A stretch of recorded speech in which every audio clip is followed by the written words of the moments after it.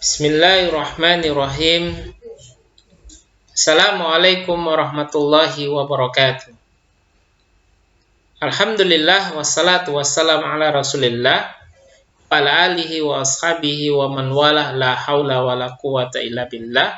Amma ba'du. Anak-anakku sekalian kelas 6, ahlan wa sahlan. Selamat datang. Mari kita bersama-sama untuk belajar. Karena kalau anak-anak sekalian adalah tullabul ilmi, para pencari ilmu. Ya, kita akan belajar bersama-sama pada kesempatan yang berbahagia ini dari materi fikih kelas 6. Alhamdulillah, kita sudah menyelesaikan penilaian tengah semester. Maka, pada kesempatan kali ini, kita akan melanjutkan materi fikih kelas 6 dari materi-materi yang akan kita tuntaskan pada kesempatan yang berbahagia kali ini. Anak-anakku sekalian, yang Ustaz cintai karena Allah Subhanahu wa Ta'ala, pada kesempatan yang berbahagia kali ini kita akan melanjutkan pembahasan dari materi mengenal fikih pinjam meminjam barang atau benda. Pada materi sebelumnya kita telah mempelajari tentang materi sewa menyewa. Sekarang kita akan melanjutkan materi tentang pinjam meminjam barang. Ya, apa pinjam meminjam barang tersebut? Kita lihat pengertiannya. Pinjam meminjam dalam bahasa Arab disebut ariyah. Satu lagi, pinjam meminjam dalam bahasa Arab disebut ariyah atau pinjaman. Maksudnya apa? Maksudnya adalah secara istilah, yaitu akad pemberian manfaat suatu benda halal. Benda halal. Dari seseorang kepada orang lain. Dari seseorang kepada orang lain tanpa ada imbalan, dengan tidak mengurangi atau merusak benda itu dan dikembalikan setelah diambil manfaatnya. Ya, jadi pengertian ariyah itu secara bahasa, secara Indonesia adalah pinjam meminjam barang atau benda. Yang dimaksud di sini adalah akad memberikan manfaat suatu benda halal. Jadi, benda halal diambil manfaatnya. Dari siapa? Dari seseorang kepada orang lain. Tapi, ini akadnya bukan sewa menyewa. Bukan memberikan upah. Tapi di sini tidak ada imbalan dengan tidak mengurangi atau merusak benda tersebut dan dikembalikan setelah ada manfaatnya.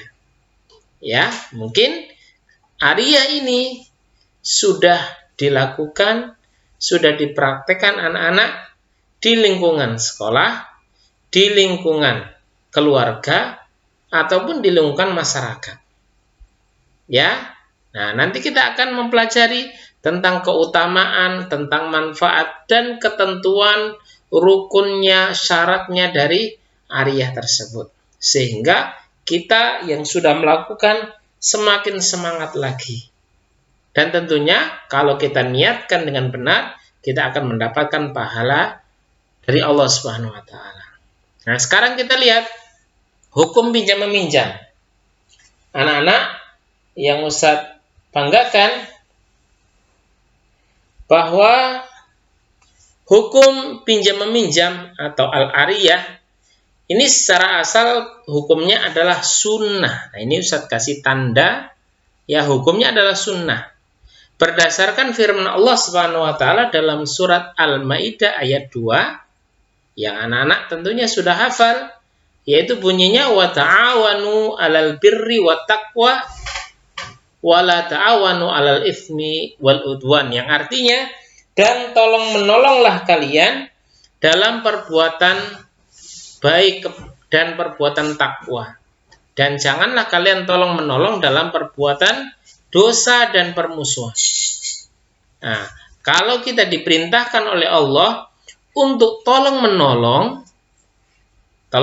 antara seseorang kepada orang lain, tentunya ini akan diberikan oleh Allah pahala yang besar. Tatkala seseorang membantu saudaranya memberikan manfaat benda halal, maka dia akan mendapatkan pahala yang besar di sisi Allah. Ya, di dalam sebuah hadis disebutkan, anak-anakku sekalian, ya, ini juga pernah Ustaz sampaikan, ya. Hadis tersebut yang berbunyi, innallaha fi aunil abdi makanal abdu fi auni akhihi. Sesungguhnya Allah pasti akan menolong seorang hamba. Kapan? Kalau seorang hamba tersebut mau membantu saudaranya. Nah, jadi hukum asal dari pinjam meminjam di sini adalah sunnah. Akan tetapi ariyah atau pinjam meminjam suatu benda yang halal ini bisa berubah hukumnya. Kapan? Tergantung kondisi pinjam meminjam tersebut. Ya, bagaimana kondisinya, bagaimana hukumnya, bagaimana perubahan hukumnya secara asal tadi sunnah. Maka bisa berubah hukumnya menjadi wajib. Ya. Bagaimana keterangannya? Misalnya meminjamkan pisau untuk menyembelih binatang yang hampir mati. Tatkala ada seorang yang memiliki hewan, misalkan sapi, ya, dia mendapatkan hewannya tersebut karena suatu kejadian hewan tersebut hampir mati, ya, entah itu terjerat, ya, bukan karena penyakit, ya, penyakit yang berbahaya, tapi karena terjerat. Ya, hewan tersebut masih hidup, ya, hampir meninggal. Tatkala dia tidak mendapatkan peralatan untuk digunakan menyembelih binatang tersebut, yang mana hewan kalau tidak disembelih dalam kondisi mati, maka daging hewan tersebut tidak boleh dikonsumsi. Hukumnya haram. Kapan daging tersebut halal untuk dikonsumsi? Tatkala daging hewan tersebut sudah disembelih dengan mengucapkan nama Allah Subhanahu wa taala, dengan mengucapkan bismillah. Ketika pemilik hewan tersebut tidak memiliki peralatan untuk menyembelih, kemudian dia pinjam kepada orang lain yang memiliki peralatan tersebut, maka orang yang dipinjami tersebut hukumnya wajib meminjamkan. Kenapa? Karena kondisinya tadi yang disebutkan di sini. Ya, tatkala seseorang itu meminjamkan kepada pemilik hewan tersebut, maka dia mendapatkan kebaikan dan pahala yang besar dari Allah Subhanahu wa taala. Ya, yang kedua, hukum meminjam ini bisa berubah hukumnya menjadi haram, anak-anak. Kapan? Hukumnya bisa berubah menjadi haram apabila barang yang dipinjam itu digunakan untuk sesuatu yang haram atau dilarang agama. Contoh, ya, ada seseorang atau di lingkungan sekolah misalkan, ya, saya pinjam gelas yang kamu miliki, pinjam gelas, digunakan untuk apa? Saya gunakan gelas ini untuk mencuri minuman teman saya.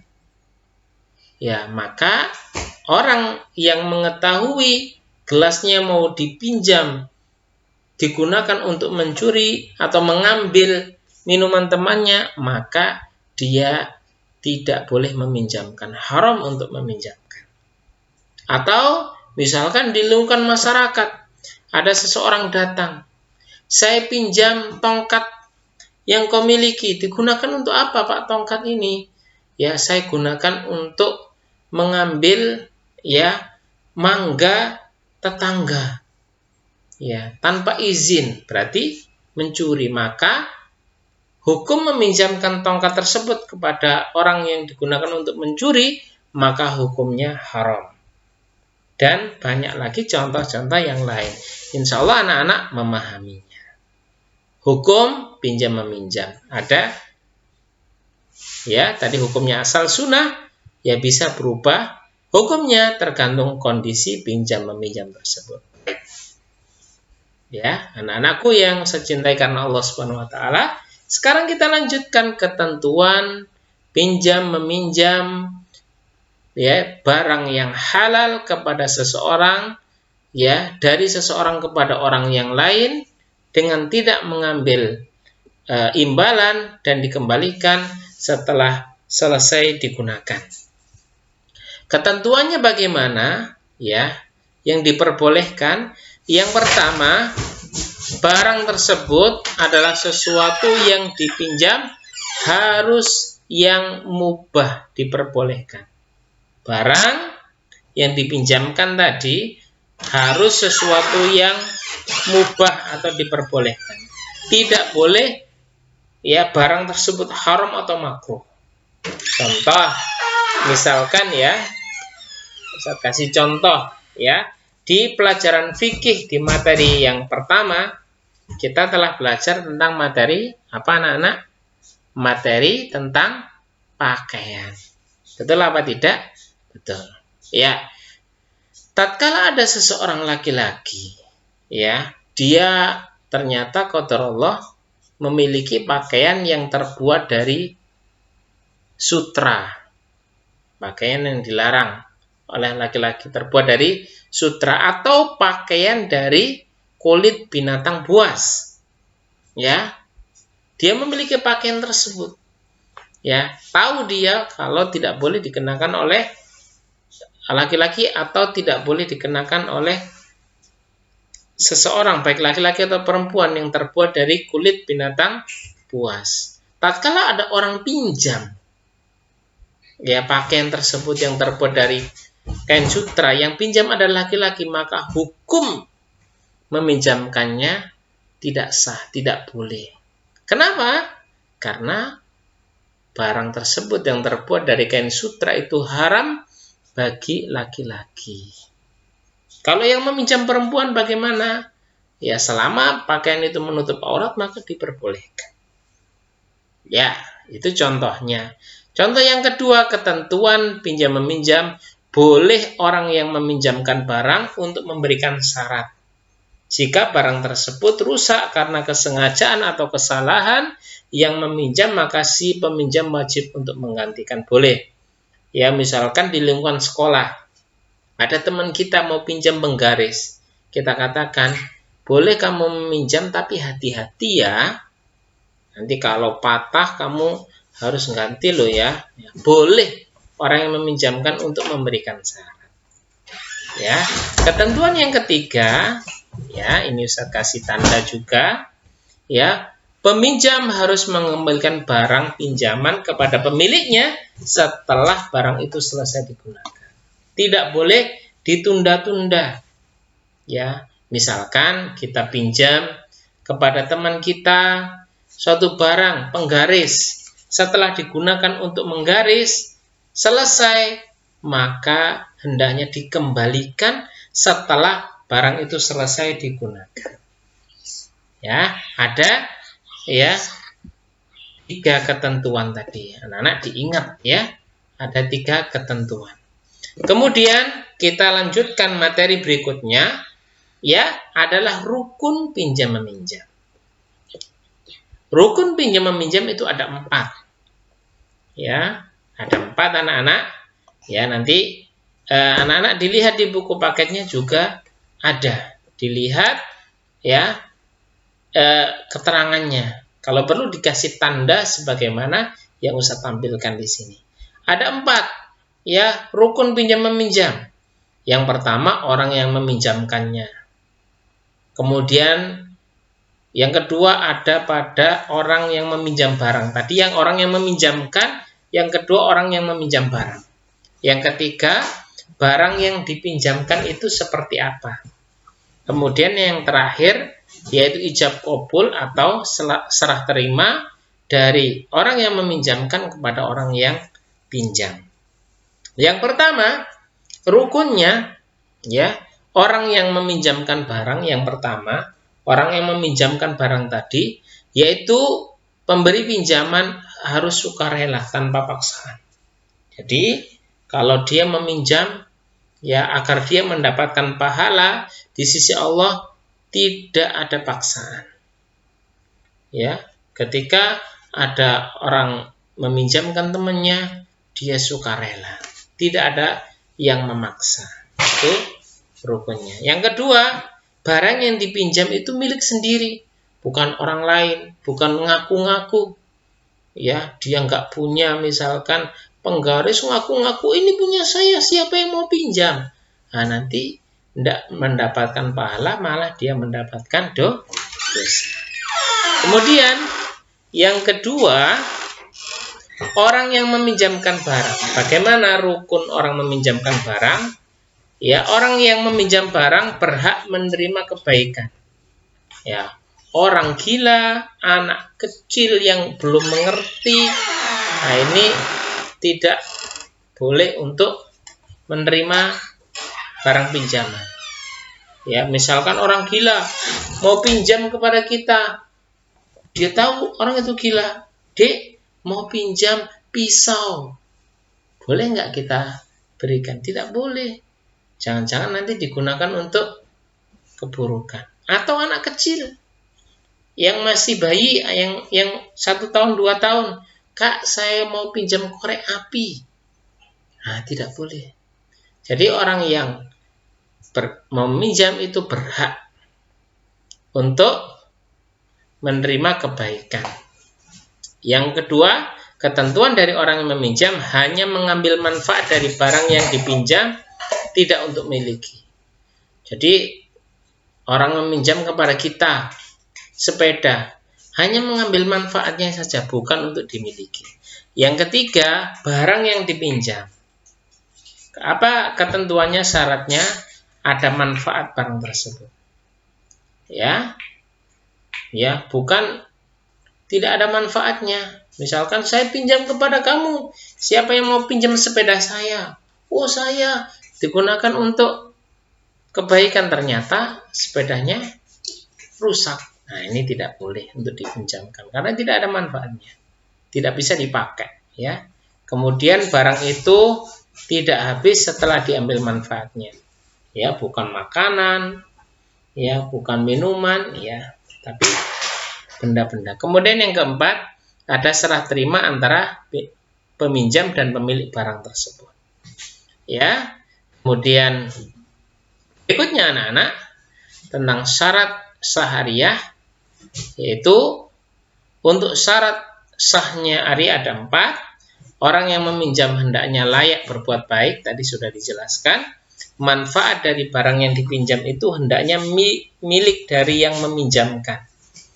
Jadi hanya orang yang meminjam itu mendapatkan manfaatnya saja, bukan memiliki barang. Yang ketiga, barang yang dipinjamkan hendaknya ada manfaatnya, bukan ya barang yang rusak atau barang yang tidak bisa dipakai.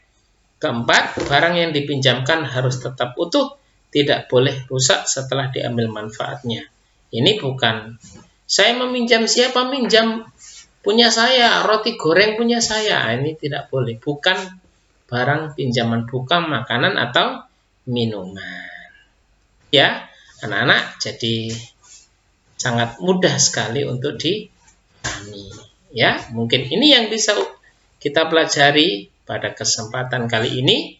Ya, tugasnya anak-anak untuk memberikan ya tanda di buku bacaan hal-hal yang penting, hal-hal yang dirasa itu adalah hal-hal yang perlu untuk dihafalkan. Mungkin ini yang bisa Ustaz sampaikan. Kurang lebihnya Ustaz mohon maaf. Ustaz akhiri. Assalamualaikum warahmatullahi wabarakatuh.